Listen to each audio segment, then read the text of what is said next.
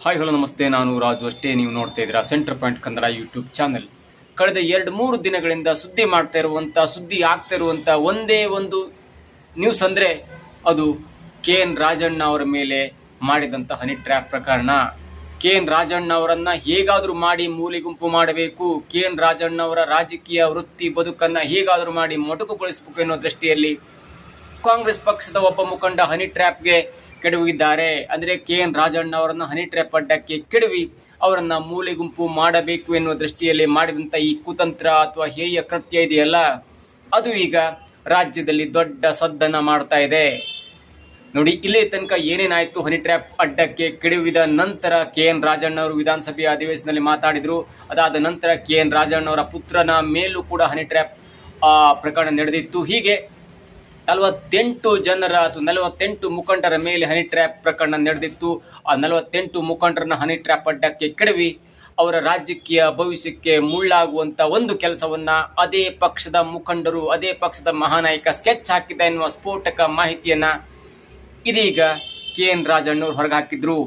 ಅದಾದ ನಂತರ ಯಾವೆಲ್ಲ ಬೆಳವಣಿಗೆ ಆಯಿತು ಅನ್ನೋದನ್ನ ಸಂಕ್ಷಿಪ್ತವಾಗಿ ನೋಡಿ ಆ ನಂತರ ಒಂದು ಬೆಳವಣಿಗೆಯನ್ನು ಹೇಳ್ತೇನೆ. ಅಂದ್ರೆ ಈ ಹನಿ ಟ್ರ್ಯಾಪ್ ಪ್ರಕರಣ ಸಿಕ್ಕಿಬಿದ್ದಿದ್ದು ಹೇಗೆ, KN ರಾಜಣ್ಣ ಅವರು ಹನಿ ಟ್ರ್ಯಾಪ್ ಅಡ್ಡವನ್ನ ಲಾಕ್ ಮಾಡಿದ್ದು ಹೇಗೆ ಎನ್ನುವ ಒಂದು ಗುಟ್ಟಾದ ಬಿಗ್ ಟ್ವಿಸ್ಟ್ ಅನ್ನ ನಾನು ಈಗ ಹೇಳ್ತೇನೆ. ಅದಕ್ಕೂ ಮುಂಚೆ ಹನಿ ಟ್ರ್ಯಾಪ್ ಪ್ರಕರಣ ಆದ ನಂತರ ಏನೆಲ್ಲ ಡೆವಲಪ್ಮೆಂಟ್ ಆಯ್ತು ಅನ್ನೋದನ್ನ ಹೇಳ್ತೇನೆ.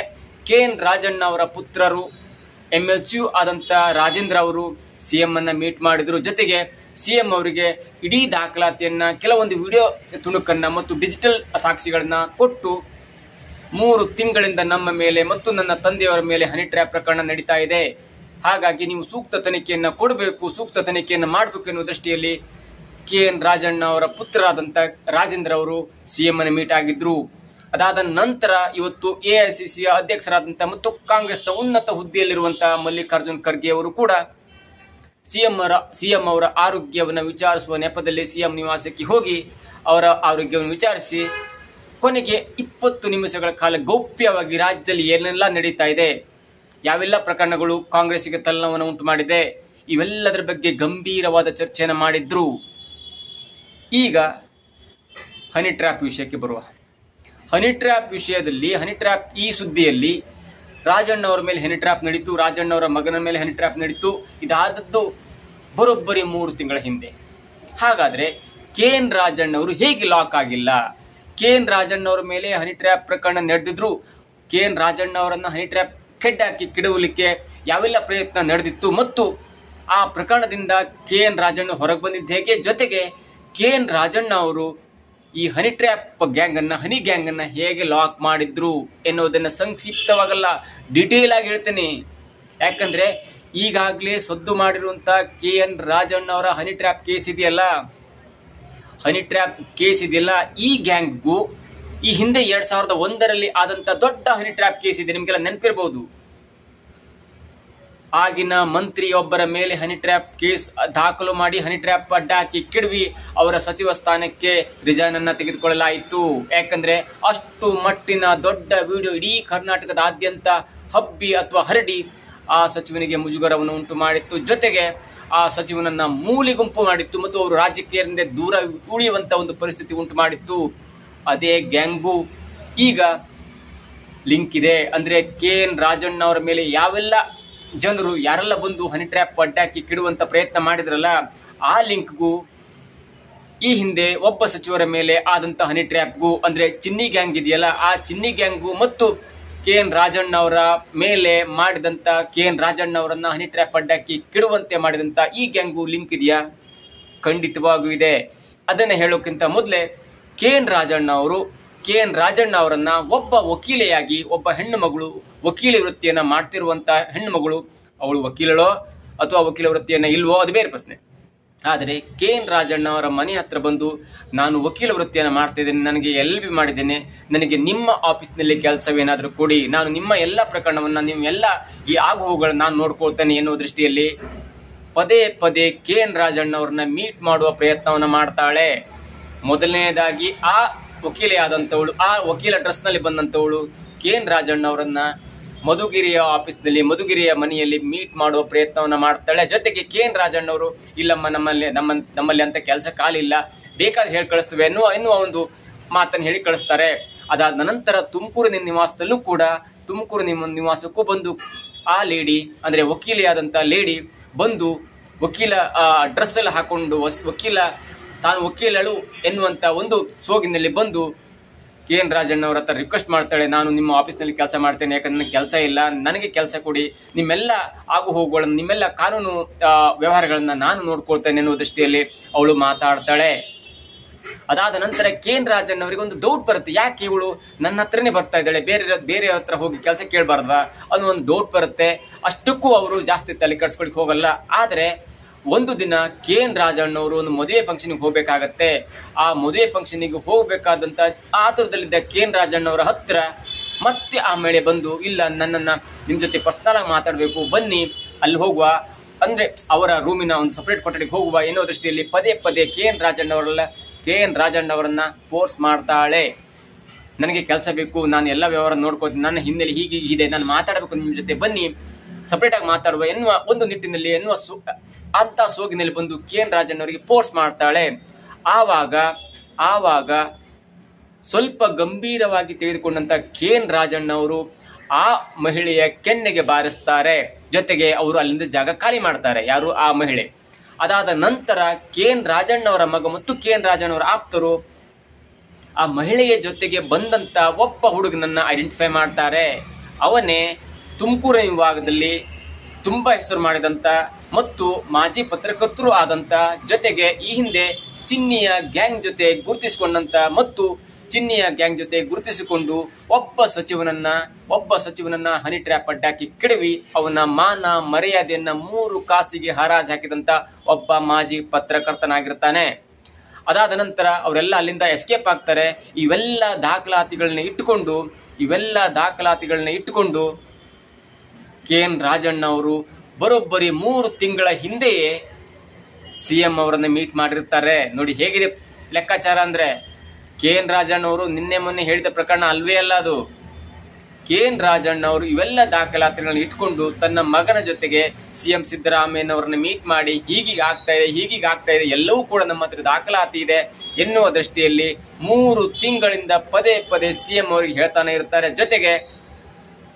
ಜೊತೆಗೆ KN ರಾಜಣ್ಣ ಅವರು ಒಬ್ಬ ನಾಯಕನ ಮೇಲೆ ಡೌಟ್ ಪಡ್ತಾರೆ, ಇವರೇ ಎಲ್ಲ ಮಾಡಿಸ್ತಿದ್ದಾರೆ, ಇವರ ವಿರೋಧಿಯಾದಂತ ನನ್ನನ್ನು ಹಣಿಲಿಕ್ಕಾಗಿ ನಾವು ಎಲ್ಲ ಹೇಳಿ ಕೇಳಿ CM ಆಪ್ತರಾಗಿದ್ದೇವೆ, ನಮ್ಮ CM ಆಪ್ತ ಮನವನ್ನು ಹಣಿಲಿಕ್ಕಾಗಿ ಇವರೆಲ್ಲರೂ ಕೂಡ ಆ ಮಹಾನಾಯಕ ನಮ್ಮ ಮೇಲೆ ಒಂದೊಂದೇ ಬಾಣವನ್ನ ಬಿಡುವ ನಿಟ್ಟಿನಲ್ಲಿ ನಮ್ಮ ರಾಜಕೀಯ ಜೀವನವನ್ನ ಅರ್ಧಕ್ಕೆ ಅಥವಾ ರಾಜಕೀಯ ಜೀವನಕ್ಕೆ ಅಂತ್ಯವನ್ನು ಹಾಡಲಿಕ್ಕೆ ನಮ್ಮ ಮೇಲೆ ಹನಿ ಟ್ರ್ಯಾಪ್ ಪ್ರಕರಣವನ್ನ ಮಾಡ್ತಾ ಇದ್ದಾನೆ ಎನ್ನುವ ದೃಷ್ಟಿಯಲ್ಲಿ ಸಾಕ್ಷಿ ಸಮೇತವಾಗಿ KN ರಾಜಣ್ಣ ಅವರು CM ಸಿದ್ದರಾಮಯ್ಯನವರಿಗೆ ತನ್ನ ಸುದೀರ್ಘವಾದ ವರದಿಯನ್ನು ಸಲ್ಲಿಸಿರ್ತಾರೆ. ಬೇಸತ್ತು ಸಿದ್ದರಾಮಯ್ಯನವರು ಕೂಡ ನಿನಗೇನಾದ್ರೂ ವಿಧಾನಸಭೆಯಲ್ಲಿ ಪ್ರಸ್ತಾಪ ಮಾಡಬೇಕು ಎನ್ನುವ ದೃಷ್ಟಿಯಲ್ಲಿ ಯೋಚನೆ ಇದ್ರೆ ನೀನು ಹಾಗೆ ಮಾಡಬಹುದು, ಆದ್ರೆ ಅದನ್ನ ದೊಡ್ಡ ವಿಷಯವಾಗಿ ಮಾರ್ಪಾಡು ಮಾಡಬಾರದು. ಯಾಕಂದ್ರೆ ದೊಡ್ಡ ತನಿಖೆ ಆದ್ರೆ, ದೊಡ್ಡ ಏನಾದ್ರೂ CBI ತನಿಖೆನೋ ಅಥವಾ ದೊಡ್ಡ ತನಿಖೆ ಆದ್ರೆ ಅದು ನಮ್ಮ ಪಕ್ಷಕ್ಕೆ ಮುಜುಗರವಾಗುತ್ತೆ. ನೀವು ವಿಷಯವನ್ನ ಪ್ರಸ್ತಾಪ ಮಾಡಿ, ಅಷ್ಟರ ಜೊತೆಗೆ 2-3 ದಿನದಲ್ಲಿ ಅದನ್ನು ಅಂತ್ಯ ಹಾಡಬೇಕು ಎನ್ನುವ ದೃಷ್ಟಿಯಲ್ಲಿ CM ಸಿದ್ದರಾಮಯ್ಯನವರು KN ರಾಜಣ್ಣ ಅವರಿಗೆ ಸೂಚನೆಯನ್ನ ಕೊಟ್ಟಿದ್ದಾರೆ ಎನ್ನುವ ಮಾಹಿತಿ ಇದೀಗ ಸಿಗ್ತಾ ಇದೆ. ಅದಾದ ನಂತರ KN ರಾಜಣ್ಣನವರು ವಿಧಾನಸಭೆಯಲ್ಲಿ ಪ್ರಸ್ತಾಪನ ಮಾಡ್ತಾರೆ. ಅದಾದ ನಂತರ ಏನೇನಾಯ್ತು ಎಲ್ಲರೂ ನಿಮ್ಗೆ ಗೊತ್ತಿದೆ. ಆದರೆ KN ರಾಜಣ್ಣನವರು ಹೇಗೆ ಅದರಿಂದ ತಪ್ಪಿಸ್ಕೊ ಬಂದ್ರು, KN ರಾಜಣ್ಣನವರು ತಮ್ಮ ಮೇಲೆ ಆದಂತಹ ಹನಿ ಟ್ರ್ಯಾಪ್ ಪ್ರಕರಣದಿಂದ ಹೇಗೆ ಹೊರಗೆ ಬಂದ್ರು ಎನ್ನುವ ದೃಷ್ಟಿಯಲ್ಲಿ KN ರಾಜಣ್ಣನವರ ಈ ಪ್ರಕರಣಕ್ಕೂ ಮತ್ತು ಈ ಹಿಂದೆ 2021ರಲ್ಲಿ ಆದಂತ ಒಬ್ಬ ಸಚಿವನ ಮೇಲೆ ಆದಂತ ಚಿನ್ನಿ ಮತ್ತು ಚಿನ್ನಿಯ ಗೆಳೆಯ ಇದನ್ನಲ್ಲ, ಆ ಪ್ರಕರಣಕ್ಕೂ ನೇರವಾದ ಸಂಬಂಧ ಇದೆ. ಆ ಚಿನ್ನಿಯ ಗೆಳೆಯನೇ ಅಂದ್ರೆ ಮಾಜಿ ಪತ್ರಕರ್ತನೇ ಈ ವಕೀಲೆಯ ಎನ್ನುವ ಸೋಗಿನಲ್ಲಿ ಬಂದಂತ ಮಹಿಳೆಯನ್ನ ಬಿಟ್ಟು ರಾಜಣ್ಣನವರ ಹನಿ ಟ್ರ್ಯಾಪ್ ಅಡ್ಡಕ್ಕೆ ಕಿಡುವಂತೆ ಮಾಡಿರ್ತಾರೆ. ಅದಾದ ನಂತರ 2001ರಲ್ಲಿ ಏನಾಯ್ತು, 2021ರಲ್ಲಿ ಏನೇನಾಯ್ತು, ಆ ಚಿನ್ನಿ ಕೂಡ ದೇಶವನ್ನ ಬಿಟ್ಟು ಹೊರದೇಶದಲ್ಲಿ ಈಗ ವಾಸ ಮಾಡ್ತಾ ಇದ್ದಾಳೆ. ಜೊತೆಗೆ ಆ ಮಾಜಿ ಪತ್ರಕರ್ತ ಇದ್ದಾನಲ್ಲ, ಅವನು ಕೂಡ ಇಂತಹ ದೊಡ್ಡ ಹನಿ ಟ್ರ್ಯಾಪ್ ಪ್ರಕರಣಗಳಲ್ಲಿ ಬೇರೆಯೊಬ್ಬರನ್ನ ಸಿಲುಕಿಸಿ ಮಹಾನಾಯಕನಿಗೆ ಹೆಲ್ಪ್ ಮಾಡೋ ದೃಷ್ಟಿಯಿಂದ ಹೆಲ್ಪ್ ಮಾಡ್ತಾ ಇದ್ದಾರೆ ಎನ್ನುವ ಅನೇಕ ದೊಡ್ಡ ಸಂಗತಿಗಳು ಈಗ ಹೊರಗೆ ಬರ್ತಾ ಇದೆ. ಇದರ ಜೊತೆಗೆ ಒಂದು ಗಮನಿಸಬೇಕಾದ ವಿಷಯ ಅಂದ್ರೆ, ಒಬ್ಬ ಮಾಜಿ ಮಂತ್ರಿಯ ಮಗನನ್ನ ಈಗಾಗಲೇ ಹನಿ ಟ್ರ್ಯಾಪ್ ಅಡ್ಡಕ್ಕೆ ಕೆಡವು ಬಿಟ್ಟಿದ್ದಾರೆ. ಆ ವಕೀಲೆಯ ಸೋಗಿನಲ್ಲಿ ಹೋದಂತ ಮಹಿಳೆ ಇದ್ದಾಳಲ್ಲ, ಅವಳು ಒಬ್ಬ ಮಂತ್ರಿಯ ಮಗನನ್ನ ಈಗಾಗಲೇ ಹನಿ ಟ್ರ್ಯಾಪ್ ಅಡ್ಡಕ್ಕೆ ಕೆಡವಿ ವಿಡಿಯೋನ ಮಾಡ್ಕೊಂಡು ಬಿಟ್ಟಿದ್ದಾಳೆ. ಜೊತೆಗೆ ಆ ವಿಡಿಯೋನ ಪೆನ್ ಡ್ರೈವ್ ಅಲ್ಲಿ ಹಾಕಿ ಅದನ್ನ ಬಚ್ಚಿಟ್ಕೊಂಡಿದ್ಲು.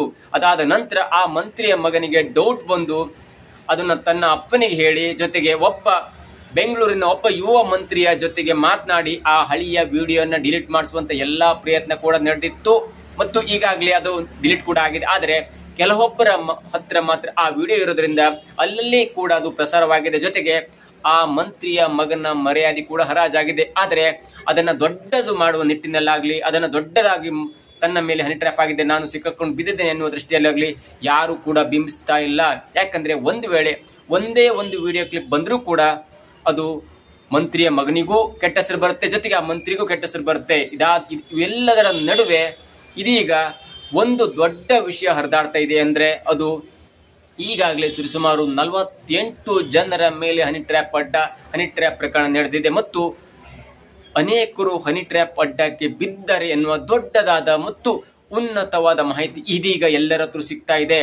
ಇವೆಲ್ಲವನ್ನ ನೋಡ್ತಾ ಇದ್ರೆ ಹೇಗಾದ್ರೂ ಮಾಡಿ, ಏನಾದ್ರೂ ಮಾಡಿ, ಅಥವಾ ಅತಿ ಬುದ್ಧಿವಂತಿಕೆಯಿಂದ KN ರಾಜಣ್ಣ ಅವರು ಈ ಹನಿ ಟ್ರ್ಯಾಪ್ ಪ್ರಕರಣದಿಂದ ಹೊರಗೆ ಬಂದಿದ್ದು ರೋಚಕವೇ ಸತ್ಯ. ಮತ್ತು ಇದಂತ ರೋಚಕವಾದ ಕತೆ.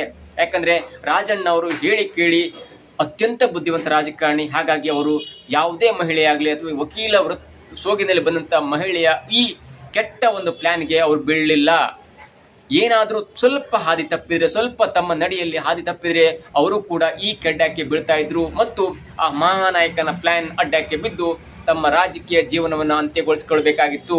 ಆದರೆ ರಾಜಣ್ಣ ಅವರು ಹನಿ ಟ್ರ್ಯಾಪ್ ಅಡ್ಡಕ್ಕೆ ಬೀಳದೆ ಈ ಎಲ್ಲವನ್ನು ಕೂಡ ಗುಪ್ತಚರ ಇಲಾಖೆ ಮತ್ತು CM ಸಿದ್ದರಾಮಯ್ಯನವರಿಗೆ ಈ ಎಲ್ಲ ವರದಿಯನ್ನ ಸಲ್ಲಿಕೆ ಮಾಡಾಗಿದೆ. ಆದರೆ CM ಸಿದ್ದರಾಮಯ್ಯನವರಾಗ್ಲಿ ಅಥವಾ ಹೈಕಮಾಂಡ್ ಆಗ್ಲಿ ಇದನ್ನ ದೊಡ್ಡದಾಗಿ ಮಾಡಬಾರದು. ಯಾಕಂದ್ರೆ ಏನಾದ್ರೂ ಮಾಡಿ ದೊಡ್ಡ ತನಿಖೆ ಆಯಿತು, ತನಿಖೆಯಿಂದ ಸತ್ಯ ಹೊರಗೆ ಬಂತು ಅಂದ್ರೆ ಅದು ನಮ್ಮ ಪಕ್ಷಕ್ಕೆ ಮುಜುಗರ ಆಗತ್ತೆ, ಜೊತೆಗೆ CM ಆದಂತ ಸಿದ್ದರಾಮಯ್ಯನವರಿಗೂ ಕೂಡ ಮುಜುಗರ ಆಗತ್ತೆ ಅನ್ನುವ ದೃಷ್ಟಿಯಲ್ಲಿ ಕಾಂಗ್ರೆಸ್ ಹೈಕಮಾಂಡ್ ಮತ್ತು ಕಾಂಗ್ರೆಸ್ ಈ ಸಿದ್ದರಾಮಯ್ಯನವರು ಇದಾರಲ್ಲ ಅವರೆಲ್ಲರೂ ಕೂಡ ಇದನ್ನ ನೀವು ಪ್ರಸ್ತಾಪ ಮಾಡಿ ಮಹಾನಾಯಕನಿಗೆ ಸ್ವಲ್ಪ ಮುಜುಗರ ತನ್ನಿ. ಆದರೆ ಯಾವುದೇ ಕಾರಣಕ್ಕೂ ನೀವು ಇದನ್ನ ಪಟ್ಟು ಹಿಡಿದು ತನಿಖೆ ಆಗ್ಲೇಬೇಕು, ಸಾಕ್ಷಿ ಹೊರಗೆ ಬರಲೇಬೇಕು ಎನ್ನುವ ದೃಷ್ಟಿಯಲ್ಲಿ ಯಾರು ಕೂಡ ಹಠ ಮಾಡಬಾರದು ಎನ್ನುವ ಒಂದು ಖಡಕ್ ಸೂಚನೆಯನ್ನ ಸಿದ್ದರಾಮಯ್ಯನವರು ಈಗಾಗಲೇ KN ರಾಜಣ್ಣ ಮತ್ತು ಸಂಬಂಧಪಟ್ಟ ಮಂತ್ರಿಗಳಿಗೆ ತಿಳಿಸಿದ್ದಾರೆ ಎನ್ನುವ ಉನ್ನತ ಮಾಹಿತಿಗಳು ಇದೀಗ ಬರ್ತಾ ಇದೆ.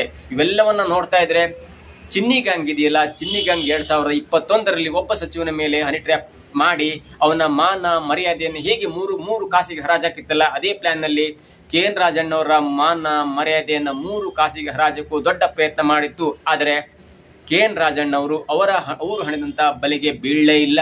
ಆದರೆ KN ರಾಜಣ್ಣ ಅವರ ಬದಲಾಗಿ ಆ ಒಬ್ಬ ಮಂತ್ರಿಯ ಮಗ ಈಗಾಗಲೇ ಹನಿ ಟ್ರ್ಯಾಪ್ ಅಡ್ಡಕ್ಕೆ ಸಿಲುಕಿಬಿಟ್ಟಿದ್ದಾರೆ. ಜೊತೆಗೆ ಅದರಿಂದ ಹೊರಗೆ ಬರ್ಲಿಕ್ಕೆ ಏನೆಲ್ಲ ಪ್ರಯತ್ನ ಮಾಡಿದ್ರು, ಏನೆಲ್ಲ ಸಂಧಾನ ಆಯಿತು, ಬೆಂಗಳೂರಿನ ಒಂದು ನಿವಾಸದಲ್ಲಿ ಒಬ್ಬ ಮಂತ್ರಿಯ ನೇತೃತ್ವದಲ್ಲಿ ಎಲ್ಲಾ ವಿಡಿಯೋಗಳನ್ನ ತರಿಸಿ ಡಿಲೀಟ್ ಮಾಡಿ ಏನೆಲ್ಲ ಈ ಪ್ರಕರಣಕ್ಕೆ ಇತಿಶ್ರೀಯನ್ನು ಹಾಡಲಾಯಿತು ಎನ್ನುವುದು ಅಷ್ಟೇ ರೋಚಕವಾದ, ಅಷ್ಟೇ ಸಿನಿಮೀಯವಾದಂತ ಕತೆಗೆ ಸಂಬಂಧಪಟ್ಟಂತೆ ಹೋಲಿಕೆ ಮಾಡುವ ಒಂದು ಕತೆ ಇದಾಗಿದೆ. ಏನೇ ಆಗ್ಲಿ, KN ರಾಜಣ್ಣನವರು ಈಗ ಮೊನ್ನೆ ಪ್ರಸ್ತಾಪ ಮಾಡಿದಂತ ವಿಷಯ ಇದು ಮೊನ್ನೆಯ ವಿಷಯ ಅಲ್ಲವೇ ಅಲ್ಲ. ಇದು ಬರೋಬ್ಬರಿ 3 ತಿಂಗಳ ಹಿಂದೆ ಆದಂತ ಕತೆ. KN ರಾಜಣ್ಣ ಅವರ ಹತ್ರ ಆಗ್ಲಿ, KN ರಾಜಣ್ಣ ಅವರ ಮಗನ ಹತ್ರ ಆಗ್ಲಿ, ಜೊತೆಗೆ ಇನ್ನು 48 ಜನರ ಮೇಲೆ ಆದಂತ ಈ ಹನಿ ಟ್ರ್ಯಾಪ್ ಪ್ರಕರಣದ ಪ್ರತಿಯೊಂದು ವಿಡಿಯೋ ಕೂಡ ಪ್ರತಿಯೊಬ್ಬರ ಹತ್ರ ಇದೆ. ಅಂದ್ರೆ CCTV ಫುಟೇಜ್ ಇದೆ. ಆದ್ರೆ ಯಾರು ಕೂಡ ತಮ್ಮಲ್ಲಿ CCTV ಇದೆ, ನಾವು CCTV ಫುಟೇಜ್ ಅನ್ನು ಗುಪ್ತಚರ ಇಲಾಖೆ ಕೊಟ್ಟಿದ್ದೇವೆ ಎನ್ನುವ ಮಾಹಿತಿಯನ್ನು ಯಾರೂ ಬಿಟ್ಕೊಡ್ತಾ ಇಲ್ಲ. ಯಾಕಂದ್ರೆ ಏನಾದ್ರೂ ಆ ವಿಡಿಯೋಗಳನ್ನ ಸಾಕ್ಷಿಯಾಗಿ ಪರಿಗಣಿಸಿದ್ರೆ ಇದು ಸರ್ಕಾರಕ್ಕೆ ದೊಡ್ಡ ಮುಜುಗರವನ್ನು ತರುತ್ತೆ ಮತ್ತು ಯಾರು ಮಾಡಿದ್ದಾರೆ ಎನ್ನುವ ಸತ್ಯ ಕೂಡ ಹೊರಗೆ ಬರುತ್ತೆ. ಏನಾದ್ರೂ ಆ ಸತ್ಯ ಹೊರಗೆ ಬಂದ್ರೆ ಸರ್ಕಾರಕ್ಕೆ ದೊಡ್ಡ ಕಂಟಕ ಆಗೋದ್ರಲ್ಲಿ 2 ಮಾತಿಲ್ಲ ಎನ್ನುವುದು ಸ್ವತಃ ಸಿದ್ದರಾಮಯ್ಯನವರು ಗೊತ್ತಿದೆ. ಜೊತೆಗೆ ಸಿದ್ದರಾಮಯ್ಯನವರನ್ನ ನೈತಿಕವಾಗಿ ಬೆಂಬಲಿಸ್ತಾ ಬಂದಿರುವಂತ ಮತ್ತು ಸಿದ್ದರಾಮಯ್ಯನವರೇ 3 ವರ್ಷಗಳ ಕಾಲ ಮುಖ್ಯಮಂತ್ರಿಯಾಗಿ ಮುಂದುವರಿಯಬೇಕು ಎನ್ನುವ ಹಠ ತೊಟ್ಟಿದ್ದಂತ ಈ CM ಆಪ್ತರಿಗೆ ದೊಡ್ಡ ಹಿನ್ನಡೆ ಆಗತ್ತೆ ಎನ್ನುವುದು ಅಷ್ಟೇ ಸತ್ಯ. ಅಂದ್ರೆ KN ರಾಜಣ್ಣ ಅವರ ಮೇಲೆ ಆದಂತಹ ಹನಿ ಟ್ರ್ಯಾಪ್ ಪ್ರಕರಣ ಯಾವ ಸಿನಿಮಾ ಕಥೆಗೂ ಕಡಿಮೆ ಇಲ್ಲ ಎನ್ನುವುದು ನಮಗೆ ಮೇಲ್ನೋಟಕ್ಕೆ ಕಂಡು ಬರುತ್ತೆ ಮತ್ತು ಇದು ಯಾವಾಗ ಕೊನೆಗೊಳ್ಳುತ್ತೆ ಅನ್ನೋದು ಕೂಡ ನಮಗೆ ಕುತೂಹಲದ ಪ್ರಶ್ನೆಯಾಗಿದೆ. ಇದಾಗಿತ್ತು ಇವತ್ತಿನ ವಿಶೇಷ. ನೋಡ್ತಾ ಇರಿ centre point Kannada YouTube channel.